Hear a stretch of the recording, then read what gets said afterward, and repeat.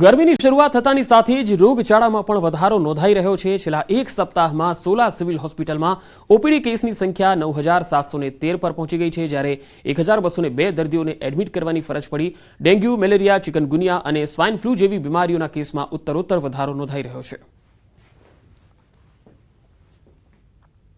રોગચાળામાં ગયા અઠવાડિયામાં અમારી હોસ્પિટલમાં એટલે કે GMRS medical college civil hospital Sola ખાતે ઓપીડીમાં લગભગ 9,713 દર્દીઓ ઓપીડીમાં નોંધાયેલા તથા દાખલ દર્દીઓ 1,202 દર્દીઓ ગયા અઠવાડિયામાં હોસ્પિટલમાં નોંધાયા। તો જુદા જુદા રોગની વાત કરીએ તો ડેન્ગ્યુ, મેલેરિયા, ચિકનગુનિયા, ડાયરિયા, વોમિટિંગના કેસોમાં ડેન્ગ્યુમાં લગભગ 90 દર્દીઓ શંકાસ્પદ અમારી હોસ્પિટલમાં દર્દીઓ નોંધાયા, જેમને તાવ સામાન્ય હતો તેવા દર્દીઓના બ્લડ રિપોર્ટ લેવામાં આવેલા। એમાં એક પણ દર્દીનો રિપોર્ટ પોઝિટિવ ન હતો તથા મેલેરિયાના લગભગ 162 દર્દીના બ્લડ રિપોર્ટ લેવામાં આવ્યા, તેમાં પણ કોઈ રિપોર્ટ પોઝિટિવ ન હતો તથા ચિકનગુનિયામાં 10 પેશન્ટના બ્લડ રિપોર્ટ લેવામાં આવ્યા અને ડાયરિયામાં લગભગ 12 દર્દી અમારી હોસ્પિટલમાં ગયા અઠવાડિયામાં નોંધાયા તથા વાયરલ હેપેટાઇટિસના 13 કેસ અને વાયરલ હેપેટાઇટિસ ઈના 8 કેસ અને એક ટાઇફોઇડનો કેસ ગયા અઠવાડિયામાં અમારી હોસ્પિટલમાં નોંધાયા। આ રીતે જુદા જુદા દર્દીઓ જુદા જુદા આંકડાની દ્રષ્ટિએ ગયા અઠવાડિયામાં અમારી હોસ્પિટલમાં દર્દીઓ જુદા જુદા રોગના નોંધાયેલા। અમદાવાદમાં વધુ એક અકસ્માતની ઘટના સામે આવી। કુબેરનગરમાં ઘરની બહાર નીકળતા જ યુવકને અકસ્માત નડ્યો। કુબેરનગરના માતૃછાયા સોસાયટીમાં ઘટના બની। સગીરાએ કાર એક્ટિવા ચાલકને ઉડાવી દીધો હતો અને યુવક એક્ટિવા પર બેઠો હતો એ સમયે અકસ્માત થયો। ઘટના સીસીટીવીમાં પણ કેદ થઈ છે। એક્સયુવી કાર દ્વારા આ અકસ્માત થયો। એક્ટિવા ચાલક કમલેશ નૈનાની નામના યુવકનું મૃત્યુ થઈ ગયું। ટ્રાફિક જી ડિવિઝન પોલીસે આ સમગ્ર મામલામાં તપાસ હાથ ધરી છે।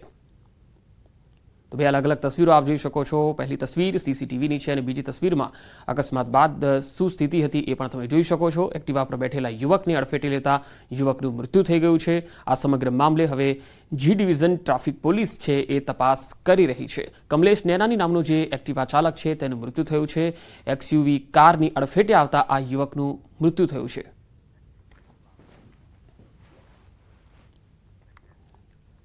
વલસાડ નજીક અમદાવાદ મુંબઈ નેશનલ હાઈવે પર આવેલા ધરમપુર ચોકડી પર 2 દિવસ પહેલા થયેલ એક અકસ્માતનો સીસીટીવી વિડીયો સામે આવ્યો। 2 દિવસ પહેલા ધરમપુર ચોકડી પરથી એક બાઇક ચાલક પસાર થઈ રહ્યો હતો। એ વખતે જ અનેક વાહનોની વચ્ચે અચાનક જ એક એસટી બસે બાઇક ચાલકને અડફેટે લીધો। આ બસની ટક્કર વાગતા બાઇક ચાલક રોડ પર પટકાયો। એ વખતે જ બાજુમાંથી પસાર થતી એક કારની આગળ આવીને પડ્યો હતો। જોકે કાર ચાલકે તાત્કાલિક ગાડી થોભાવી દીધી અને બાઇક ચાલકનો જીવ બચી ગયો। બસની ટક્કરથી નીચે પટકાયેલ બાઇક ચાલક બેહોશ થઈ ગયો। જોકે તાત્કાલિક એક મહિલાએ આવી અને આ બાઇક ચાલકને સીપીઆર આપ્યું અને ત્યારબાદ સારવાર માટે હોસ્પિટલ ખસેડવામાં આવ્યો। સદનસીબે બાઇક ચાલકનો જીવ બચી ગયો। જોકે એસટી બસના ટાયર નીચે આવી જતા બાઇકના ભૂક્કા બોલી ગયા હતા। તો રૂવાડા ઊભા કરી દે એવા અકસ્માતના સીસીટીવી દ્રશ્યો સામે આવ્યા છે। ધરમપુર ચોકડી પાસે અકસ્માતનો આ બનાવ બન્યો। તસવીરોમાં તમે જોઈ શકો છો કે કેવી રીતે આખો ઘટના જે છે એ અકસ્માતની બની હતી। રાજકોટમાં જાહેરમાં યુવકો વચ્ચે મારામારી થઈ। ઢેબર રોડ પર નજીવી બાબતે મારામારી થઈ। મોબાઈલમાં વિડીયો બનાવનાર વ્યક્તિ પર હુમલો થયો। ઈજાગ્રસ્તને સારવાર માટે હોસ્પિટલ ખસેડાયો છે।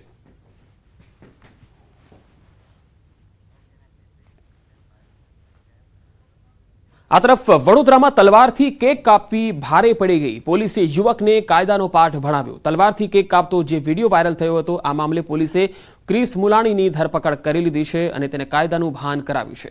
પોલીસે એ તલવાર પણ કબજે લીધી છે જેનાથી તેણે કેક કાપ્યો હતો।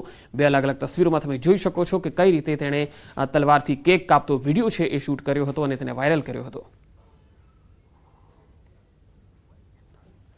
તો તલવારથી કેક કાપી રહ્યો છે એ યુવક અને આવા વિડીયો વાયરલ થયા બાદ પોલીસે આ યુવકને અટકાયત કરી અને તેને કાયદાનો પાઠ ભણાવ્યો હતો। જાહેરમાં આ પ્રકારે કેક કાપવી અથવા જાહેરમાં જન્મદિવસ તલવારથી કેક કાપીને ઉજવવો એ જાહેરનામાનો ભંગ છે। વધુ એક સોશિયલ મીડિયાના નશેડીની પોલીસે શામ ઠેકાણે લાવી દીધી। જેતપુરના દેરડી ધાર વિસ્તારના યુવકે દારૂ પીવાનો એક વિડીયો વાયરલ કર્યો। સોશિયલ મીડિયામાં ફેમસ થવા માટે વિડીયો વાયરલ કરતા પોલીસે કાયદાનો પાઠ ભણાવી દીધો। જેતપુર ઉદ્યોગનગર પોલીસે પ્રોહિબિશનનો ગુનો નોંધી અને કાર્યવાહી હાથ ધરી।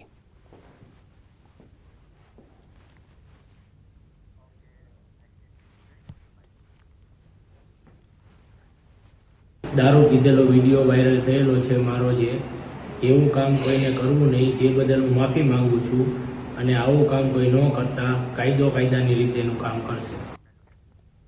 મહીસાગરમાં લુણાવાડાની કોટેજ હોસ્પિટલમાં પ્રસૂતાનું મૃત્યુ થતાં પરિવારજનોએ હોબાળો મચાવ્યો. મહિલાના પરિવારજનોનો આરોપ છે કે ડોક્ટરની બેદરકારીથી મહિલાનું મોત થયું છે. અસહ્ય પીડા અને પરિવારજનોની સિઝેરિયન માટેની વારંવારની રજૂઆત છતાં તબીબે ધ્યાન આપ્યું ન હતું. મહિલાની નોર્મલ ડિલિવરી કરાવી અને થોડા સમયમાં મહિલાનું મૃત્યુ થયું. પરિવારજનોને સમગ્ર મામલે પોલીસ ફરિયાદ અને ન્યાયિક તપાસની માંગ કરી. જ્યાં સુધી ફરિયાદ નોંધી કડક પગલાં નહીં લેવાય ત્યાં સુધી મૃતદેહ સ્વીકારવાની ના પાડી છે. હોસ્પિટલના અધિક્ષકે સમગ્ર મામલે તપાસ ચાલુ હોવાનું જણાવ્યું છે. વારંવાર રજૂઆત કરી કે ભાઈ આને સીઝર કરવા કે ડોક્ટરે એવું કીધું કે આ નોર્મલ ડિલિવરી થઈ જાય, સીઝર કરવાની જરૂર પડશે નહીં. અંતે એવું થયું કે 9:30 ની આજુબાજુ ડિલિવરી થઈ. બાળકને તાત્કાલિક હૃદયની બીમારી હોવાથી એવું જણાવે છે અને હોસ્પિટલ અમદાવાદ માટે મારા જીજાજીને મોકલી દયા અને થોડીક જ સમયની અંદર આ મારી બેન ડેથ થઈ જાય છે. શરમજનક ઘટના છે. એની ઘોર નિષ્કાળજીને કારણે આ ઘટના બનેલી છે.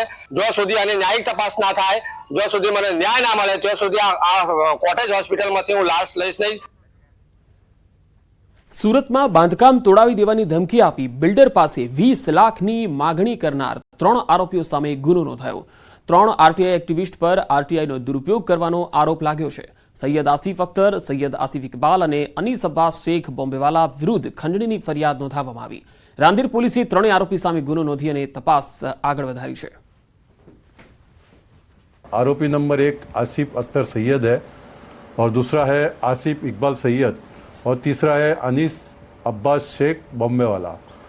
ये तीनों ने मिलकर रांदेर के अंदर मेरी 3 बिल्डिंग के अंदर मेरे लड़के को टॉर्चर करके पैसा निकाला है. पैसा ऑनलाइन बैंकों से लिया है.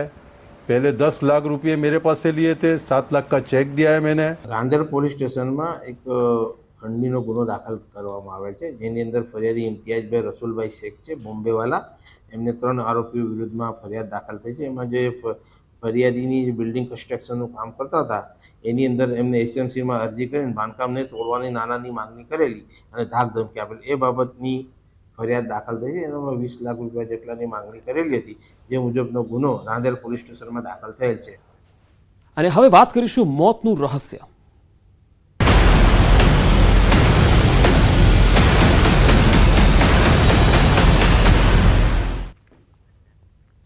આણંદના બોરિયાવી નગરપાલિકાના નવનિયુક્ત કારોબારી ચેરમેન ઋષિન પટેલની પત્નીએ આપઘાત કરી લેતા ચકચાર મચી ગઈ.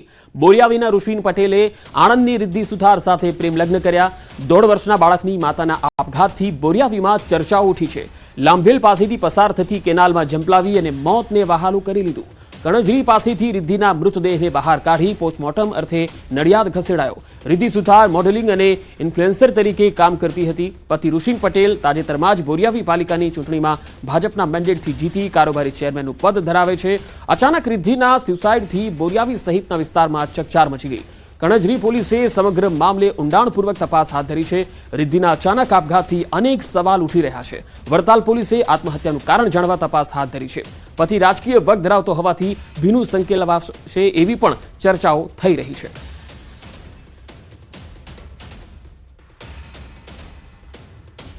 તેમના પિતા હિરેનભાઈ નંદલાલ સુધારના હોય આ અનુસંધાને વડતાલ પોલીસ સ્ટેશન ખાતે BNSS કલમ 194 મુજબ એક જાહેરાત આપેલી અને અપમૃત્યુનો બનાવ હોય પોલીસે 3/25 બનાવને નોંધી અને તે અનુસંધાને તપાસ કાર્યવાહી શરૂ કરી.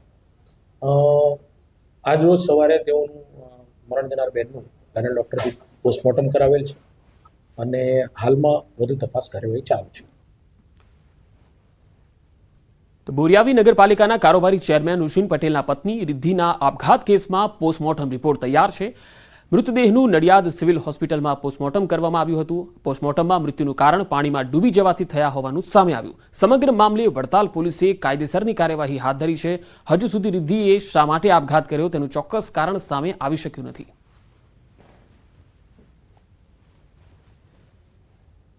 પછી અમે એને PM માટે લઈ ગયા તો અમને જાણવા મળ્યું કે ત્યાં એના રિપોર્ટ જેવા કે નાકમાંથી ફીણ નીકળતું હતું. પછી અમે બોડીમાં જોયું કે લોહીમાંથી પપોટ આવતા હતા, જે આપણે જોઈએ કે ડૂબવાથી મોત થયું એના કારણ જણાવે છે. પછી અમે એના આગળના રિપોર્ટ સિવિલ પેક કરીને આપણે પોલીસને આપ્યા છે. આગળ